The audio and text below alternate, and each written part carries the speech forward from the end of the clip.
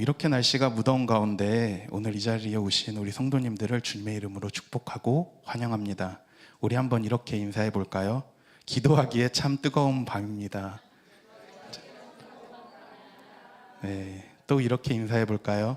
당신은 하나님의 증거자, 하나님의 증인입니다. 네, 오늘의 말씀의 제목처럼 오늘 이 자리에 계신 우리 성도님 한 분 한 분이 하나님의 증인, 하나님의 증거자로 하나님이 가정과 직장과 그리고 교회에 보내신 사람이라는 걸 꼭 잊지 않고 돌아가셨으면 좋겠습니다.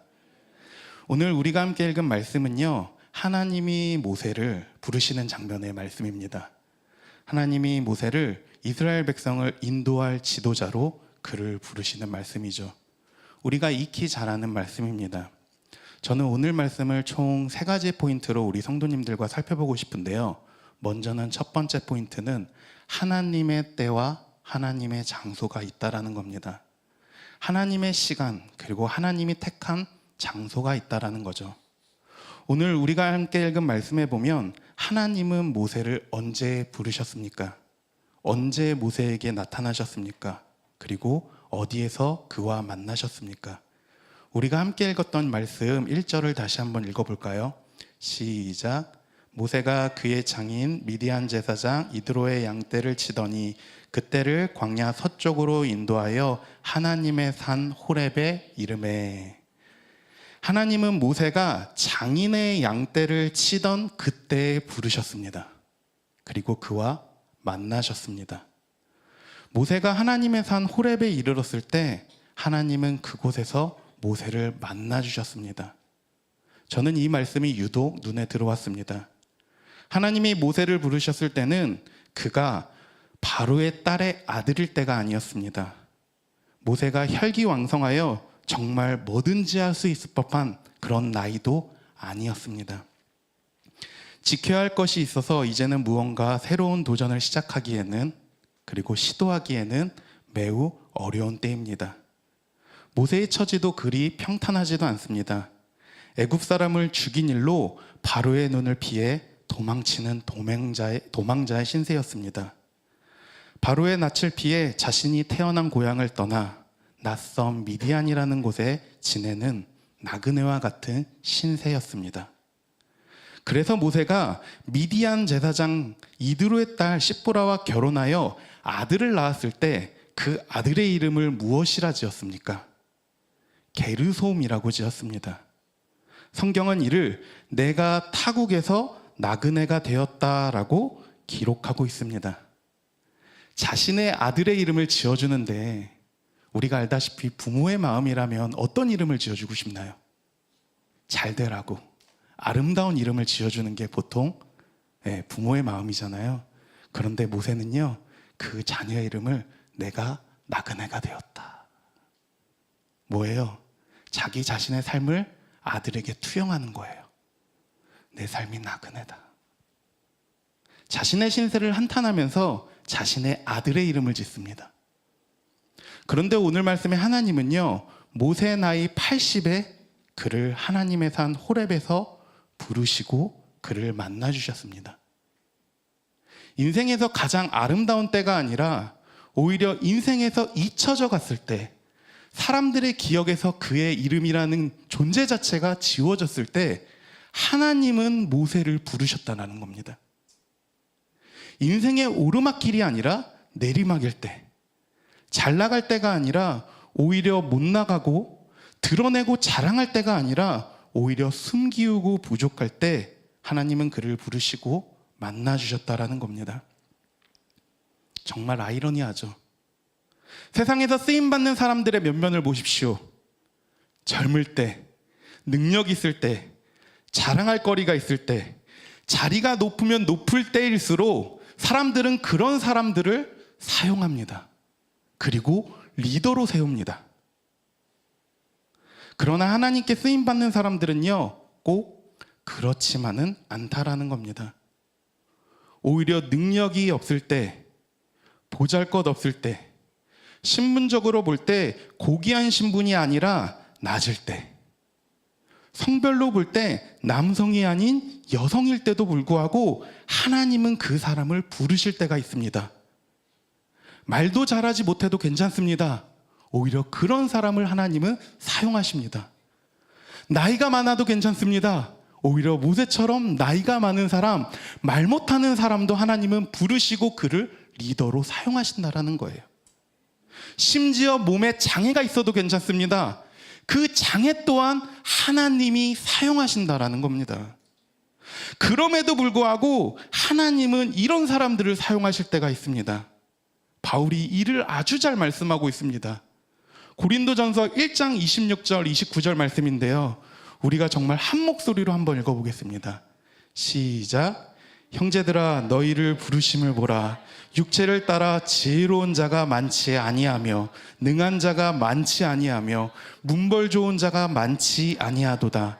그러나 하나님께서 세상에 미련한 것들을 택하사 지혜 있는 자들을 부끄럽게 하려 하시고 세상에 약한 것들을 택하사 강한 것들을 부끄럽게 하려 하시며 하나님께서 세상에 천한 것들과 멸시받는 것들과 없는 것들을 택하사 있는 것들을 패하려 하시나니 이는 아무 육체도 하나님 앞에서 자랑하지 못하게 하려 하심이니라. 아멘. 바울은요, 고린도 교회 공동체를 향한 하나님의 부르심을 보라라고 말씀합니다. 그러니까 뭐냐면요, 바울이 고린도 교회를 보면서 너희들 모습 한번 돌아봐. 너희들 어떤 사람이야? 그런데 어쩌면 참 부끄러울 수 있어요. 자신들의 모습을 보면. 왜요? 육체를 따라 지혜로운 자가 많아요, 적어요? 많지 않아요. 능한 자, 능력 있는 자가 많아요, 적어요? 많지 않아요.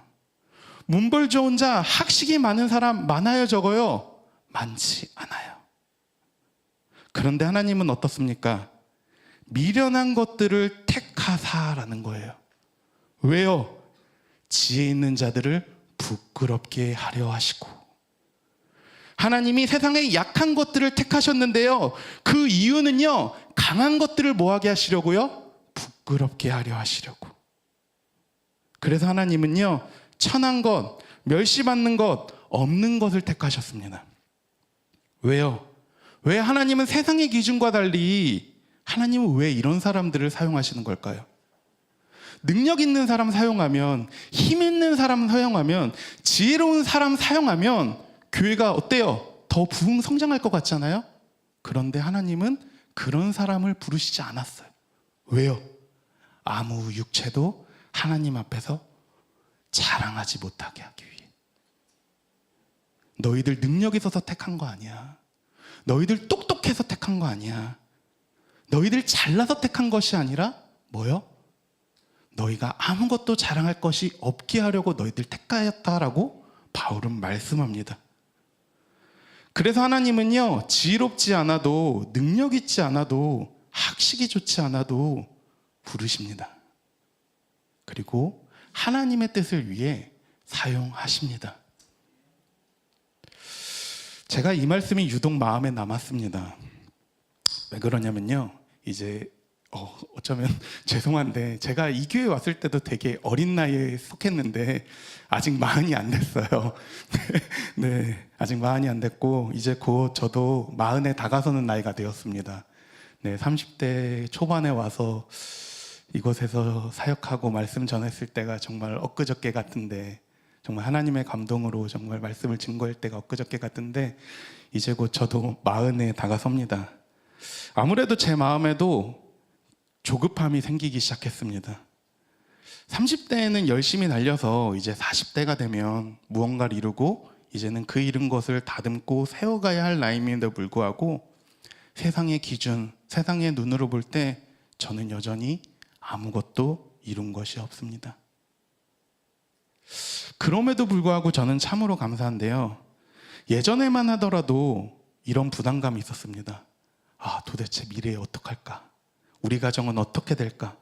그런 두려움이 너무나도 컸는데 지금은 그런 미래에 대한 부담감, 두려움도 없습니다. 그것 또한 정말 감사의 기도입니다. 그 이유는 개인적으로 제가 영혼오름교회와 그리고 이우광 목사님에게 감사한 이유 중 하나입니다. 왜 그러냐면 사실 이제 목사님과 교회 도움으로 제가 제주 DTS에서 훈련을 받을 수 있었습니다. 물론 저는 그 훈련이 100% 만족할 만한 훈련이었다라고 말할 수는 없습니다. 또 그게 모든 사람이 배워야 할 훈련이라고도 생각하진 않습니다. 다만 저와 우리 가정에 있어서 그 훈련의 시간은요, 인생에 있어서 터닝 포인트가 된 계기가 된 건 확실합니다. 왜 그러냐면 저에게 있어서, 우리 가정에게 있어서 하나님이 모세를 부르시고 만나셨을 때처럼 저에게도 그 시간이 어떻게 해요? 다시 한번 하나님을 만나고 하나님의 부르심에 반응할 수 있었던 때였기 때문입니다. 그래서요, 저는요, 그 시간을 통해 하나님을 더 신뢰하게 만들었고, 아무것도 없어도, 이룬 것이 없어도, 부족해도, 연약해도 감사할 수 있는 건, 기뻐할 수 있는 건 하나님이 그때에 만나주셨다라는 거예요. 그게 하나 남았습니다. 정말 비싼 돈과 시간을 들였는데 제게 남은 건 그때 우리 가정에 하나님이 만나주셨다라는 거예요. 다시 한번. 그때 이후로 저의 삶이, 그리고 우리 가정의 삶이 완전히 달라졌습니다. 가장 중요한 게 뭘까요? 요즘 우리 사회에서 물질 아니겠습니까? 목회자들도 물질 때문에 너무나 힘듭니다. 그런데 더 이상 저와 우리 아내는 물질에 넘어지지 않게 되더라고요. 왜냐하면 그것보다 하나님이 베푸신 은혜가 너무 큼을 저희가 깨달았기 때문입니다. 그때 그곳에서 부르시고 우리를 만나주신 하나님이 인생의 두려움 속에서 살아가던 저와 우리 가정에게 진정한 평안과 안식이 무엇인지를 보여주셨습니다. 저는 그동안의 사역이 제 능력으로 한 것인 줄 착각하고 있었습니다. 그리고 내가 열심히 하면 이룰 수 있을 거라 믿었습니다. 그런데 그때 비로소 깨달은 건 뭐냐면, 내가 하는 게 아니라 내가 하는 거다. 하나님이 하시다는 것을, 하나님의 주권임을 저는 그때 비로소 깨달았습니다. 저는 저 스스로가 높아질 수 있을 거라 생각했습니다. 그런데 하나님이 바라시는 건요, 순종이었다라는 거예요. 오히려 부르심에 순종하고 묵묵히 제 앞길을 가는 것을 하나님은 원하셨습니다. 혹여나 우리 성도님들 안에도 누군가에게 말하지 못할 어려움의 시간을 보내고 계신다면 오히려 그때가 하나님이 일하시기에 참 좋은 때임을 기억하셨으면 좋겠습니다. 오히려 그 시간을 통해 그때가 하나님이 부르시기에 참 좋은 때임을 발견하기를 원합니다. 이상하게도요, 내가 강하고 능력 있을 땐 하나님의 음성이 들리지 않습니다. 오히려 어떨 때 들리냐면요, 내가 연약했을 때, 내가 기도의 자리에 와서 하나님 음성에 부르짖을 때, 그때 비로소 하나님의 음성이 들리더라고요. 오히려 내 자신을 내려놓고 하나님 앞에 무릎 꿇었을 때 하나님의 음성이 들립니다. 오히려 내가 강하고 능력 있을 때는 하나님이 하시는 것이 아니라 누가 일해요? 내가 일하는 거예요.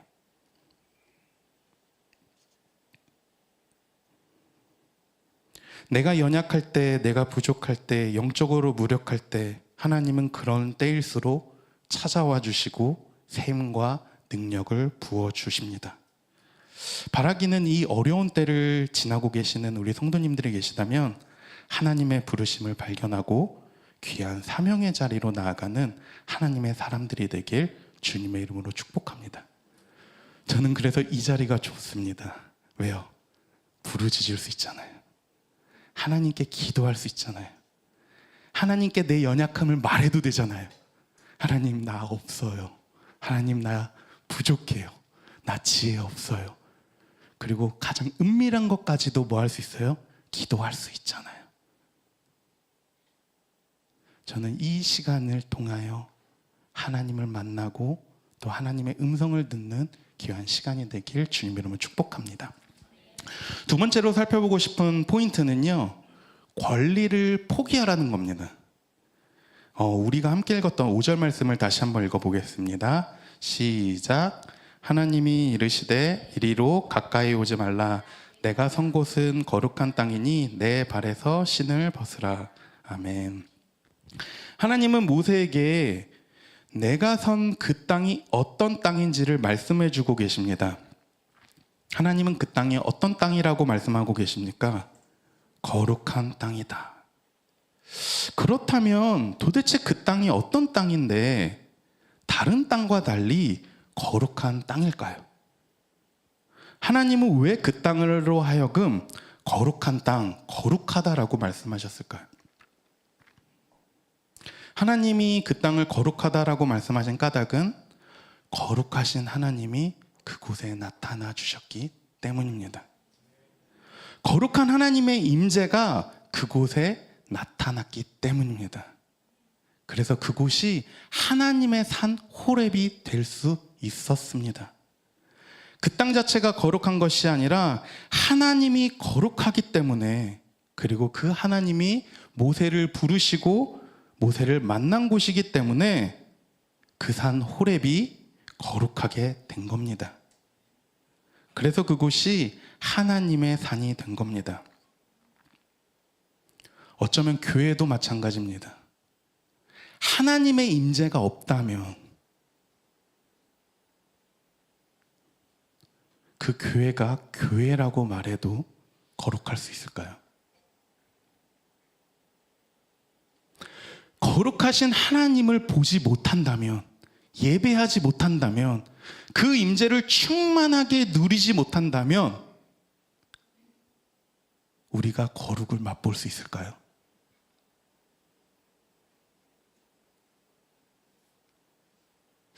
저는 바라기는 우리 영혼오른교회 예배가 거룩하신 하나님을 만나는 예배의 자리가 되길 간절히 소망합니다.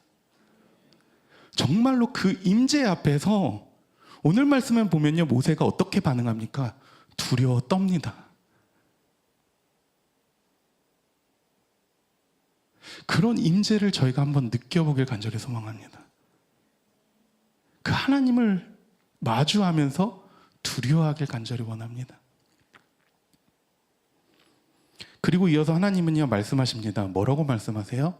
내 발에서 신을 벗으라 라고 말씀합니다. 신을 벗는다는 건 무엇일까요? 신을 벗는다는 건 두 가지를 의미합니다. 첫 번째는 더러움을 제하라는 겁니다. 우리가 알다시피 신을 신는 이유가 무엇입니까? 발을 보호하고 땅을 쉽게 밟기 위해 우리는 신발을 신습니다. 따라서 신을 신게 되면 가장 먼저 오염과 더러움에 노출되는 게 어디예요? 신이죠. 모세도 마찬가지겠죠.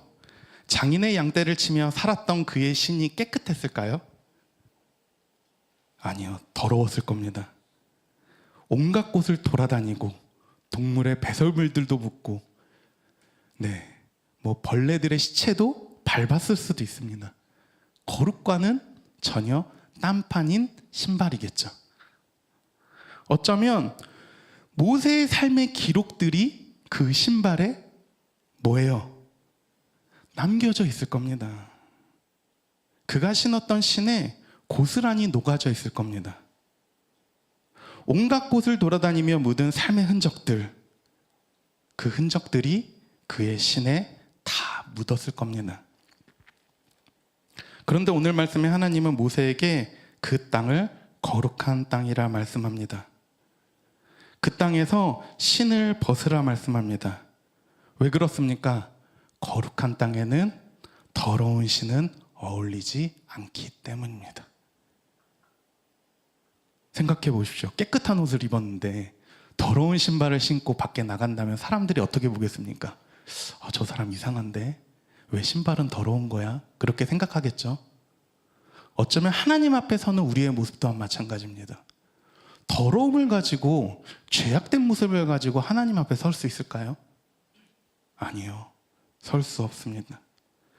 거룩한 땅, 그리고 하나님 앞에는 더러움과 죄악이 절대 들어설 수 없습니다. 정결하지 않고 거룩하지 않는 건 거룩하신 하나님 앞에 설 수 없다라는 걸 우리는 기억해야만 합니다. 신을 벗는 두 번째 이유가 있습니다. 그것은 권리를 포기한다는 겁니다. 하나님 앞에서 나의 존재가 아무것도 아님을 말하는 거죠. 그 당시에 종들의 삶을 보십시오. 종들은요, 신을 신지 않습니다. 그들에겐 신을 자유조차 없습니다. 오직 자유민이나 주인만이 신을 신을 수 있습니다.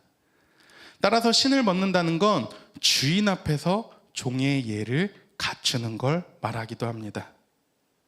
내 삶의 주인이 이제는 더 이상 내가 아니다라는 걸 말할 수도 있습니다. 그리고 우리가 잘 알다시피요, 종은 누구의 지배를 받습니까? 주인의 지배를 받습니다. 주인의 영향력 아래 있습니다. 종에게는 권리가 없습니다. 도망칠 수도 없습니다. 도망치면 죽음으로 갚아야만 합니다. 오직 주인의 명령만을 따라야만 합니다. 따라서 거룩한 땅에서 신을 벗는다는 건 죄악된 모습을 벗어버리고 종된 모습으로 하나님께 권리를 포기하는 것이라 말할 수 있습니다. 그래서 오늘 말씀에 모세가 하나님 앞에서 신을 벗습니다. 자신의 권리를 내려놓습니다. 모세가 하나님 앞에서 권리 포기한 모습을 히브리서 성경은 이렇게 기록하고 있는데요. 히브리서 11장 24절부터 26절까지 말씀 우리 한 목소리로 읽어보겠습니다. 시작.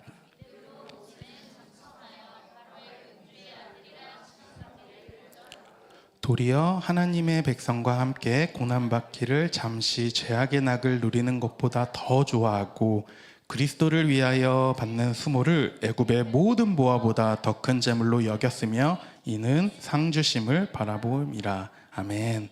모세가 하나님 앞에 포기한 권리들이 무엇이 있습니까? 첫 번째는요, 바로의 공주의 아들이라 칭함받기를 거절하였습니다. 인정, 그리고 권력을 포기했습니다. 그리고 무엇을 거절했습니까? 무엇을 좋아했습니까? 하나님의 백성과 함께 고난받기를 잠시 죄악의 낙을 누리는 것보다 더 좋아합니다. 행복한 삶, 안락한 삶을 뭐합니까? 포기합니다. 그리스도를 인하여 받는 수모를 애굽의 모든 보화보다 더 큰 재물로 여깁니다. 어떻게 애굽의 그 화려한 보물들을 다 버리고, 이게 가장 어렵겠죠, 어떤 분들에게. 그것들을 다 내려놓고 그리스도를 위하여 받는 수모를 더 크게 여긴다. 어떻게 생각해 보면 편한 인생, 성공한 인생으로 잘 살아갈 수 있었던 모세였지만 모세는 오히려 그 삶을 포기합니다. 인정받을 권리, 권력을 누릴 권리, 행복할 권리, 안정을 누릴 권리, 심지어는 부유할 권리까지 그는 내려놓습니다. 칭함받기를 거절하고 고난받기를 좋아하고 나아가서는 그리스도를 위하여 받는 수모를 더 크게 여긴다. 이 선택이 정말 쉬운 선택일까요?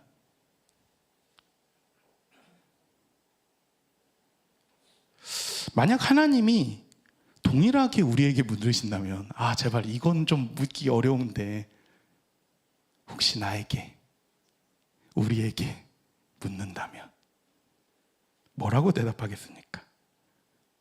내 발에서 신을 벗어라, 권리를 포기해라 라고 말씀하신다면 믿음으로 아멘하고 나아갈 수 있을까요?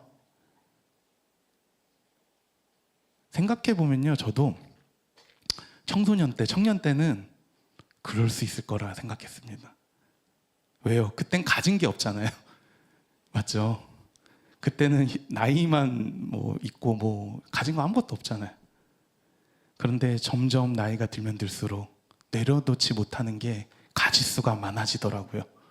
물론 재물은 없어서 하나님이 재물은 요구하지 않겠지만 그런 것도 있잖아요. 내가 정말 사랑하는 가족, 사랑하는 자녀, 그걸 내려놓으라 말씀하시면 내려놓을 수 있을까요?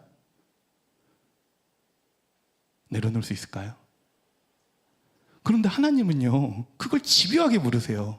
누구에게 집요하게 물었어요? 아브라함에게 물으셨잖아요. 내 아들 독자라고 아시면서 그 힘들게 얻은 아들을 하나님은 왜 바치라고 하는 걸까요? 하나님 정말 나쁘지 않아요? 어떻게 보면 그거죠. 이미 하나님의 약점을 잘 알아요. 우리의 삶의 모습을 잘 알아요. 내가 가장 사랑하는 걸 잘 안다는 거예요. 그런데 하나님은요, 테스트를 하고 싶어요. 내가 사랑하는 거 포기할 수 있어? 너가 정말 사랑하는 거 내려놓을 수 있어? 라고 물어보신다라는 거예요. 저는 이게 오늘날 우리가 처한 현실입니다. 오늘날 한국 교회에 있는 그리스도인들이 처한 현실이라고 저는 생각합니다. 왜요? 저희는 이제 내려놓을 게 너무나 많거든요. 한국 교회는 내려놓을 수 없는 게 너무나 많거든요. 물질적으로 풍요하고요, 성도들도 이제 어느 정도 물론 많이 줄긴 했지만 여전히 많습니다. 그리고 직분도 있어요. 사회적 능력도 있어요. 그리고 배움도 많아요. 요즘 뭐 교회 분들 다 잘 나가신 분들도 많더라고요. 그런데 하나님이 물어보셔요. 내려놓을 수 있냐? 포기할 수 있냐? 아니면 공동체에게 물어보실 수도 있죠. 누구누구 교회야? 너희 교회는 그걸 내려놓을 수 있냐? 저와 여러분들 또한 정말 모세처럼 나에게 주어진 권리, 그걸 포기할 수 있을까요? 말로는 그렇게 할 수 있다라고 말할 수 있지만 실상 그런 상황에 처해진다면 가장 먼저 저희가 어떻게 하겠습니까? 그냥 울며 불며 그냥 기도 자리로 나오지 않겠어요? 하나님 살려주세요. 하나님 잘못했어요. 하나님 이건 안 돼요. 정말 이것만은 제 전부입니다. 진짜.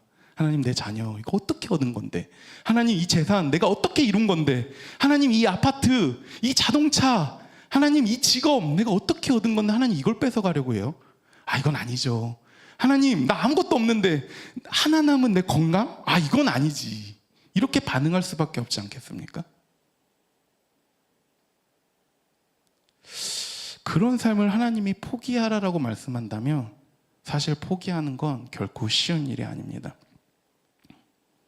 제가 DTS 훈련 중에 참으로 기억나는 훈련의 시간이 있었습니다. 그게 뭐냐면 바로 권리 포기라는 과목이었습니다. 방금 모세가 있었던 이 장면의 말씀이죠. 우리가 생각하는 일반적인 권리 포기는 물질에 대한 권리 포기, 뭐 직업이나 아니면 자녀, 뭐 욕망, 이런 것들의 권리 포기가 될 수 있습니다. 이런 일반적인 것들을 생각하겠죠. 그런데 꼭 권리 포기가 모든 사람에게 동일하게 적용되지 않는다라는 걸 그때 느꼈습니다. 뭐냐면요, 사람에게 권리를 포기해야 하는 이유와 상황들이 다르다라는 거예요. 그리고 각자에게 주어진 상황 속에서 내려놓지 못하는 것들이 다르다는 거예요. 왜요? 내가 가장 약하고 연약한 부분을 하나님은 건드리시거든요. 그때 참 재밌는 분이 계셨어요. 어떤 분이냐면요, 그 자존심이 되게 센 분이었어요. 자존심. 한국 분들, 특히 나이 드신 분들이 많이 가지고 계신 거죠. 근데 그 훈련 받으면 계급장 떼고 하거든요. 목사님도 그냥 형제예요. 그러니까 뭐 장로님이고 권사님이고 뭐 그거 거기서 통하지 않아요. 일단 들어오면 다 뭐예요? 훈련생입니다. 그냥 계급장 떼고 뭐 해야 되냐면요, 리더들 앞에 순종해야 돼요. 그런데 알다시피 권리, 아까 전처럼 자존심이라는 권리, 그분은요 한 번도 그거를 내려놓은 분 본 적이 없어요. 그냥 왜 나이, 그 한국 남성 딱 그 직분, 이 교회 안에서는 다 통용되잖아요. 남자이면서 직분 있고 그리고 나이 있으면 다 되잖아요. 그런데 그걸 뭐 하라고요? 내려놓으라는 거예요. 저도 참 재미있는 건 저는 다 내려놓았다고 생각합니다. 목사면 그래도 다 내려놓았겠지 생각했는데 그때 다시 한번 제 삶을 점검해 보았습니다. 내가 내려놓지 못한 게 있구나. 그건 뭐냐면요, 인정이었어요. 인정. 네, 인정받고 싶어하는 욕구. 사람들 혹은 하나님께 뭐 하고 싶은 욕구요? 인정받고 싶은 욕구요. 야, 그래, 너 능력 있는 목사야. 너 사역 잘하는 목사야. 너 신실한 사람이야. 내가 사람들 앞에서 그리고 하나님 앞에서 내가 진짜 인정받고 싶어하는 욕구가 있구나라는 걸 다시 한번 그때 깨달을 수 있었습니다. 누구나 인정받고 싶어하고 존중받고 싶어하지만 그것을 포기할 수 있는 믿음이 내 안에 있느냐 없느냐라는 건 정말 큰 차이가 있더라는 걸 그때 비로소 다시 한번 깨달을 수 있었습니다. 사랑하는 영혼오른교회 성도님들, 내가 정말 하나님 앞에서 쓰임받고자 한다면, 그리고 믿음으로 살아간다고 생각한다면 우리는 거룩하신 하나님 앞에서 내 신을 벗어야 합니다. 하나님 앞에서 나의 권리를 주장할 권리조차 뭐 해야 돼요? 포기해야 해요. 근데 성경에 보면 하나님은 그렇게 부르시거든요. 사람들 보면요, 네 좋아요, 제가 가겠습니다 이랬습니까? 아니에요, 저 말 못해요, 저 능력 없어요, 다른 사람 보내세요. 그런데 하나님은 그런 사람들에게 찾아오셔서 내려놓고 따르라 라고 말씀하세요. 제자들을 부르셨을 때 모습은 어땠습니까? 제자들의 대다수는 뭐였죠? 어부였어요. 그런데 제자들은 예수님의 부르심에 어떻게 반응했습니까? 그물을 번지고 또요, 배를 버리고 사랑하는 가족들을 내버리고 예수님을 따랐습니다. 배와 그물은 뭐예요? 생업이에요. 내가 벌었던 수단이에요.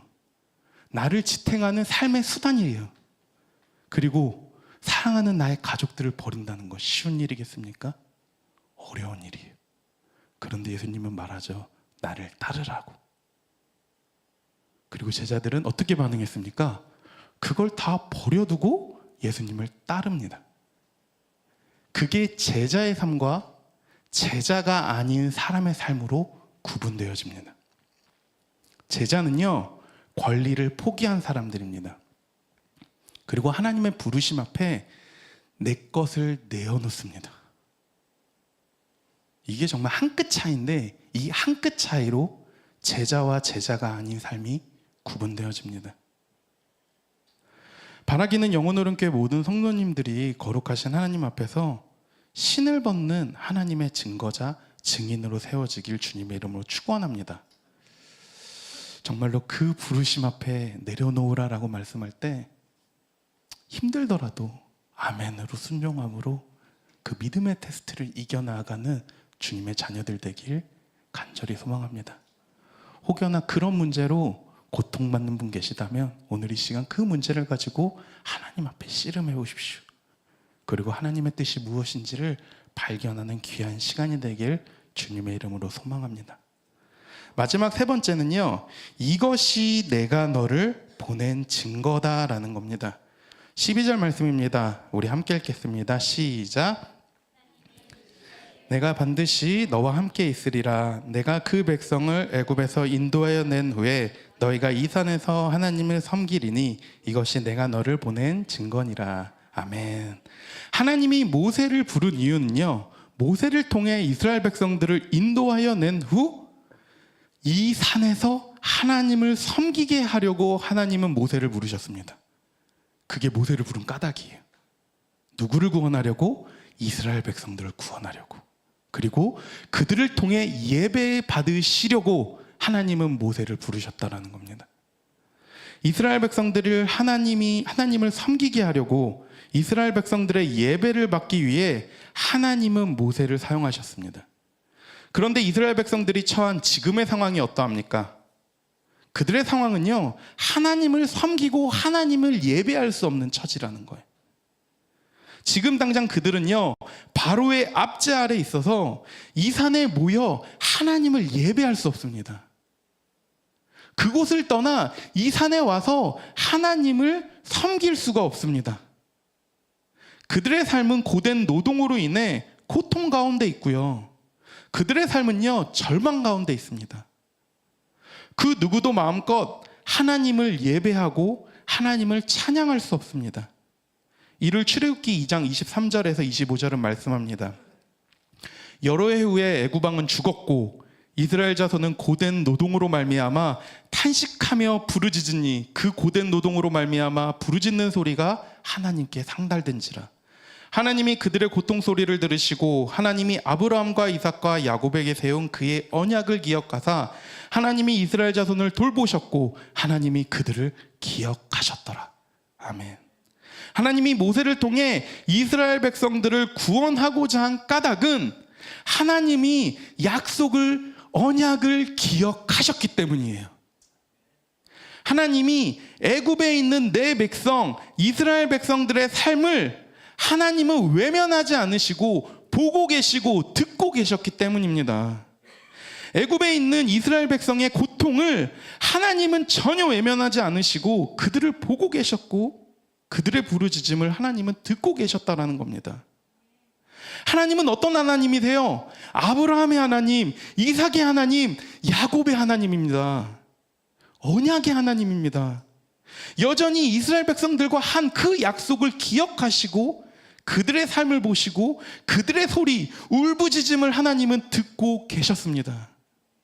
그래서 하나님은 모세를 부르시고 이스라엘 백성을 통해 예배 받으시고자 하셨습니다. 그런데 이스라엘 백성들이 이를 알 수 있을까요? 아니요. 하나님의 뜻과 계획을 온전히 이해할 수 있었을까요? 아니요. 그들은 전혀 알 수 없었습니다. 하나님의 뜻과 계획이 무엇인지 알 수 없었습니다. 그들에게는요, 지금 당장 처한 현실의 고통만이, 현실의 문제만이 그들을 괴롭게 하고 있습니다. 그들이 당장 바라는 건 뭐예요? 압제에서 벗어나는 거예요. 하나님을 예배하는 거 그들은 꿈꿀 생각조차 할 수 없습니다. 그리고 그때가 언제인지, 이 고통의 압제에서 언제까지 해야 이 고통에서 벗어나게 되는지 그들은 그 길 또한 전혀 알 길이 없습니다. 어쩌면 우리의 삶도 마찬가지입니다. 우리 또한 항상 고난의 문제, 고통의 문제를 가지고 우리 또한 씨름하죠. 그래서 우리가 기도하는 이유 중 하나가 무엇입니까? 나의 고난의 문제, 나의 고통의 문제를 해결하기 위해 우리는 기도의 자리를 찾아갑니다.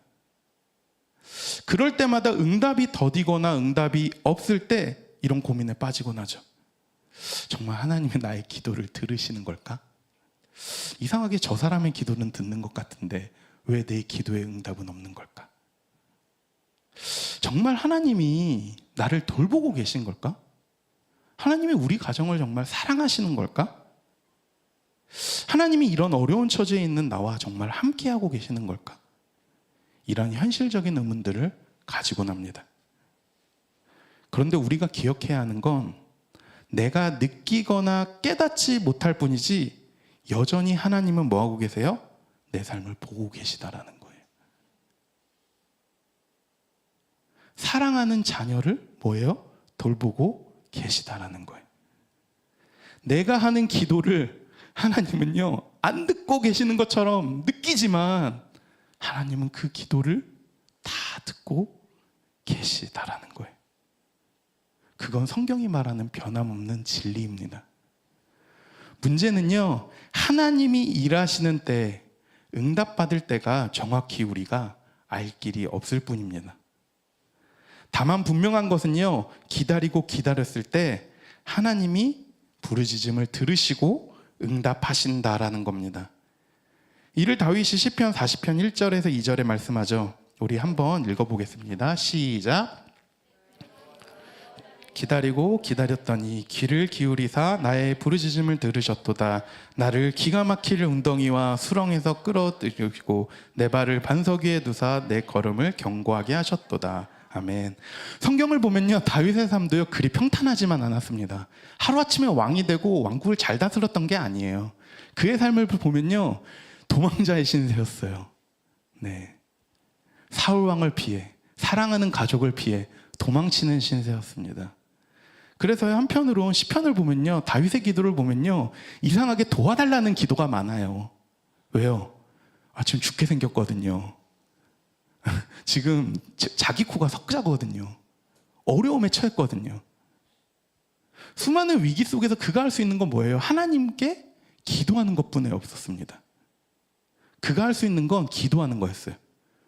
그래서 그의 고백처럼 그가 할 수 있는 건 뭐예요? 기다리고 기다렸더니.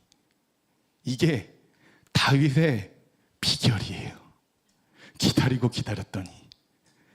기다림의 짱. 네, 능력자입니다. 기다리고 기다렸더니. 그런데 알다시피 한국인은 어때요? 기다리기 힘들죠. 기다림과 거리가 멀잖아요.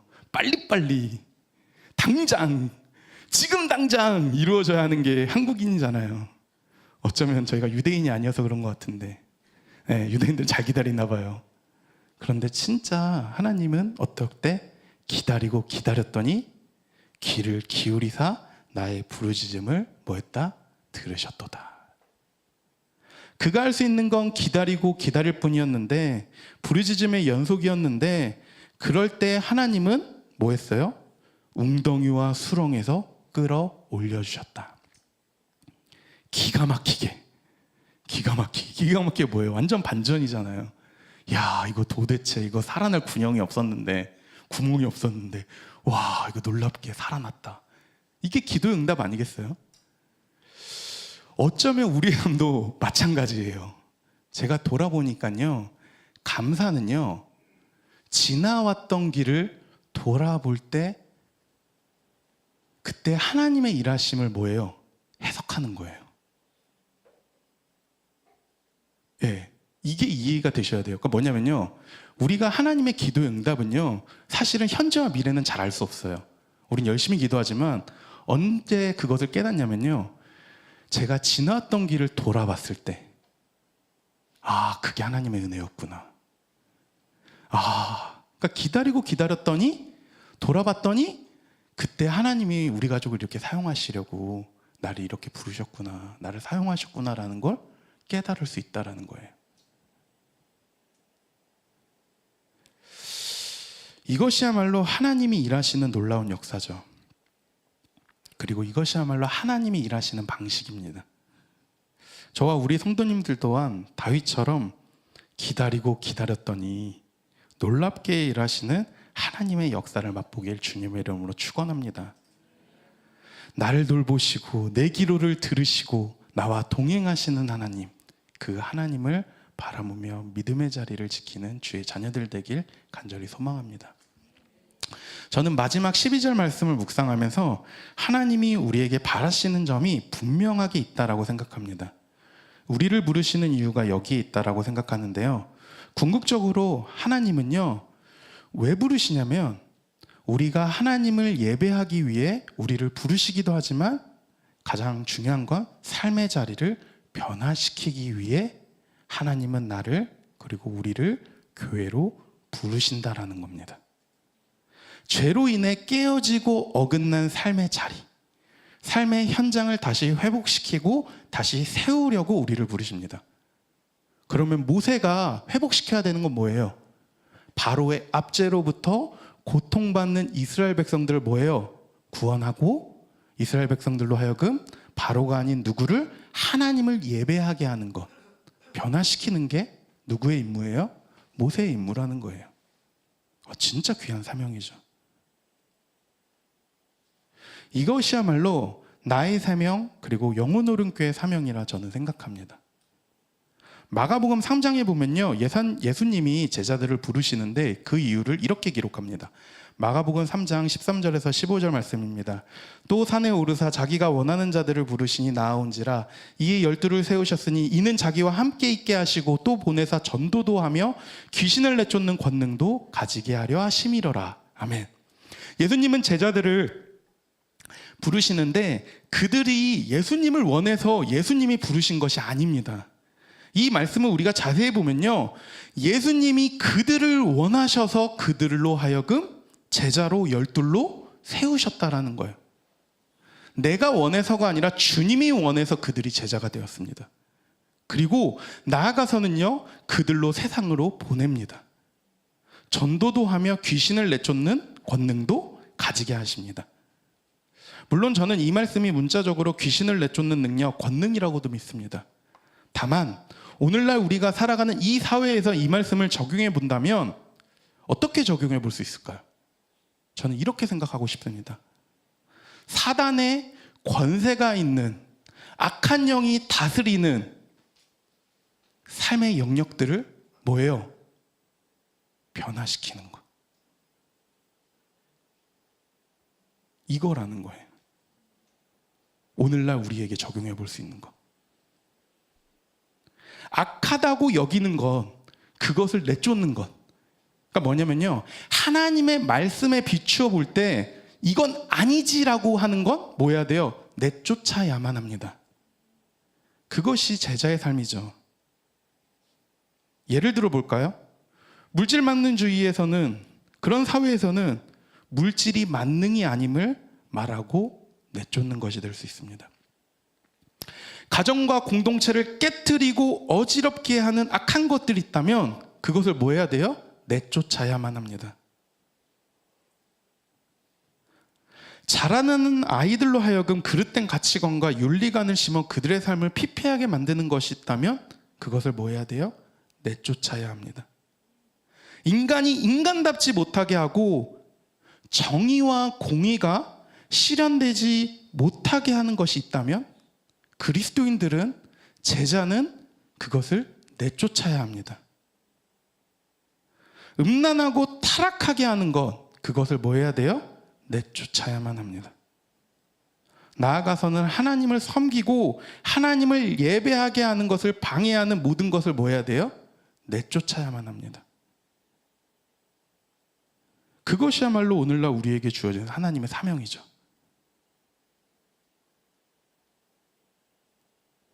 어쩌면 우리는요, 다 부르심의 사명이 있습니다. 그걸 우리가 잊지 않고 있는지 생각해 보길 원합니다. 하나님이 우리도 모세처럼 부르셨다라는 거예요. 어디로? 각 가정으로, 각 직장으로, 우리 자녀들은 학교로, 그리고 교회로, 이 지역으로, 이 나라와 이 민족을 위해 하나님은 부르셨다라는 거예요. 뭐하게 하기 위해? 악한 것을 내쫓게 하기 위해. 바로의 압제로부터 고통받는 사람들을 구원시키기 위해 우리를 부르셨습니다. 그런데 제가 사회에 나와서 일을 하다 보니까 요즘 드는 생각은요, 진짜 삶의 자리를 변화시키는 건 결코 쉬운 일이 아니다라는 걸 만만치 않음을 느낍니다. 정말 우리 성도님들 존경합니다. 정말 영적 전쟁이 정말 치열하게 일어나고 있구나. 정말 힘들다라는 걸 저도 느낍니다. 직장 생활하면서 가정을 챙기면서 나아가서는 신앙생활 잘하는 게 참 쉬운 일이 아님을 요즘은 많이 느낍니다. 정말 먹고 사는데 급급한 게 오늘날 우리가 처한 현실인데, 믿음으로 가정과 직장과 삶의 자리를 변화시켜야 하는 게 너무나도 힘듭니다. 나 혼자 믿음을 지키고 살아가는 게 너무나도 버거울 때가 너무나도 많습니다. 생각해보면 이스라엘 백성들이 가나안 땅에서 하나님을 버리고 우상 숭배하는 이유를 저는 도통 이해할 수 없었는데 요즘은 그것 또한 이해가 되는 것 같기도 합니다. 그들도 변명할 게 있어요. 주님, 저희도 먹고 살기 위해 우상을 숭배했습니다. 저희도 살기 위해 저희도 우상을 숭배했습니다. 이렇게 말이죠. 그러나 하나님의 사람들, 하나님의 증거자들은요, 치열하게 살아가는 사람들입니다.